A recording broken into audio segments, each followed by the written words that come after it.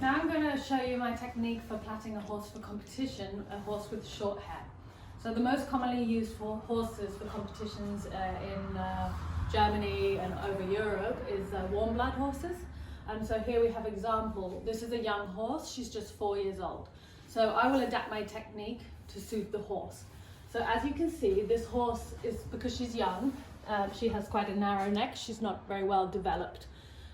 So in order to make the neck look bigger, I will plait bigger, let the plaits be more on top of the neck to allow the image of the neck to be bigger.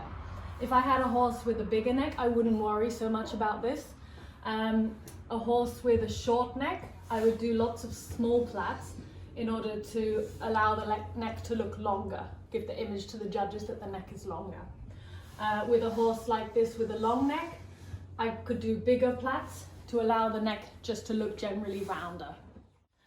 So when I want to plait a mane, I want to look for the mane to be about the spread of my hand wide. That's a good measure for me to know that that suits my plaiting technique.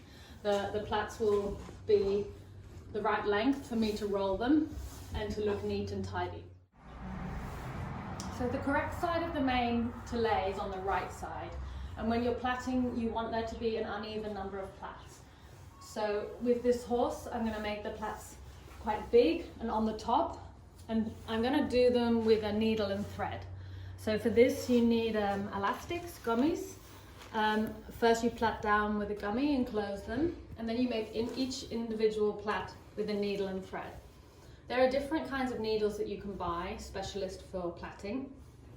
This is my preferred needle. It's big, it's easy to thread, and it's blunt at the end. So you're not going to hurt the horse if you make a mistake coming too close to the neck.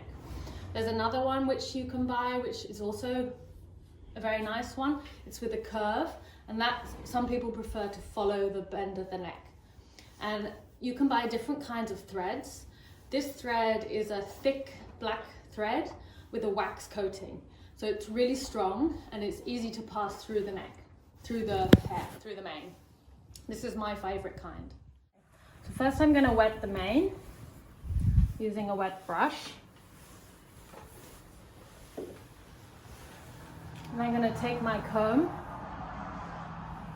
choose an area, an amount.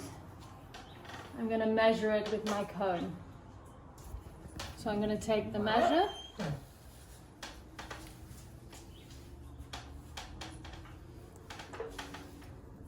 Now use my comb to separate. And because I want the mane to stand up big, I'm going to plait fairly loosely, and I'm going to do it in an upwards direction. You can then plait in any direction, but the important is to give the base a loose area so that it can stand up higher, increasing the volume of the neck.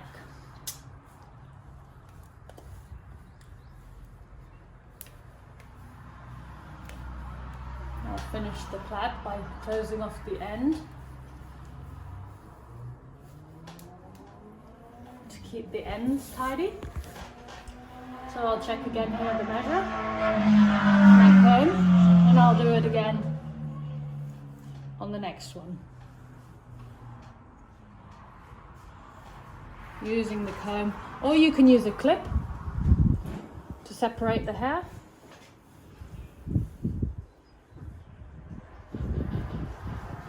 Again, going in an upwards direction, and then increasing the tension as I proceed.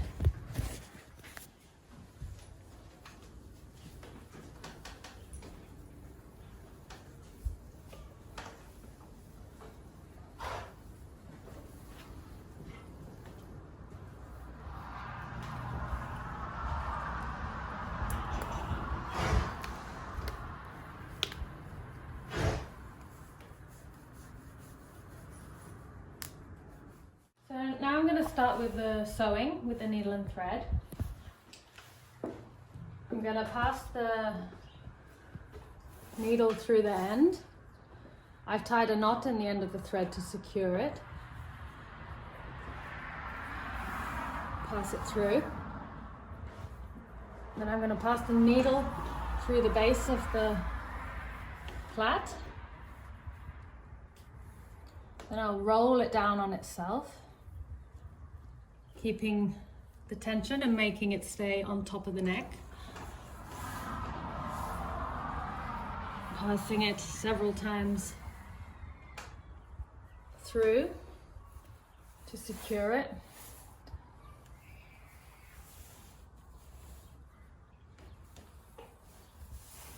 Making sure there's no visible thread. Then I take my scissors and cut the end.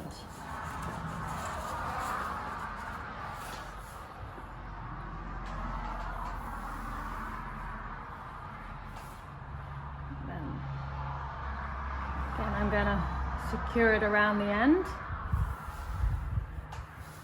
Pass it through the base. Pulling it tight. Rolling it down onto itself.